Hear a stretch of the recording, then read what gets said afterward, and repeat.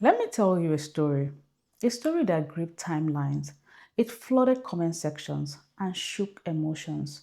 A story about a girl named Mirabel. Mirabel said someone knocked on her door. She opened it. She was pushed. She fell. Darkness, silence, and then a nightmare. The internet did what the internet always does. It reacted.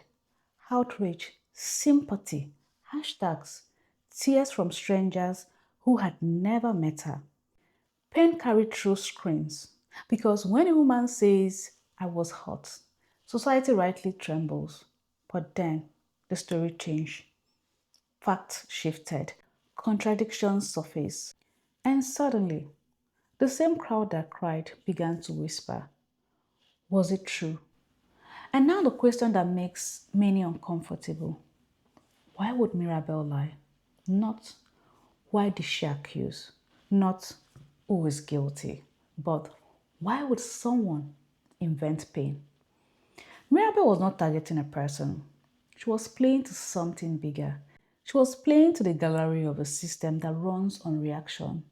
A system where attention is currency, where visibility is survival, where sympathy often opens doors that silence never will.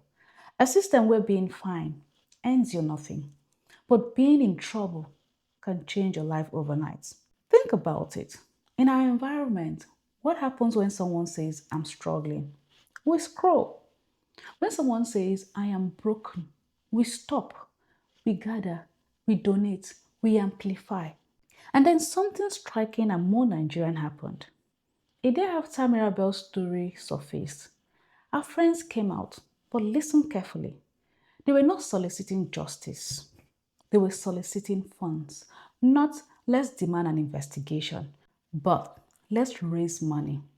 And that detail, that tiny shift, tells a bigger story about us. Because this is Nigeria, where hardship is normalized, where survival is creative, where tragedy often receives more support than honesty, where sympathy sometimes override logic, where our emotions override evidence, where chaos speaks louder than calm.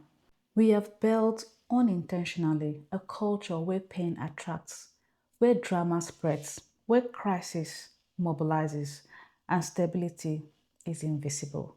So, was Mirabel lying because she was evil, or was Mirabel responding to the incentive we pretend does not exist? Let's be honest to ourselves. We are a society that rallies faster for scandal than for solution, gives quicker to tragedy than for prevention. We listen to tears than the truth. And that does something dangerous. It teaches quietly, subtly, that to be heard, you must be dramatic. To be helped, you must be in crisis. To be seen, you must be breaking. This is not a dismissal of real victims. Far from it. Because real victims exist, real pain exists, and false story, they don't just fade, they cast shadows. They plant doubt where belief should live and make it more difficult for the next crying voice to get help. Every fabricated story steals credibility from someone whose nightmare is real. So the story of Mirabel is not just about Mirabel. It is about us, our reaction, our impulses, our hunger for emotional narratives, our tendency to feel and think later. Maybe the lesson is not never believe. Both believe and verify, support and question, empathize and seek truth. Because when sympathy loses balance with logic, we don't just risk being deceived. We risk creating a society where truth itself must compete for attention. It is the truth at a time. Take care and have a nice day.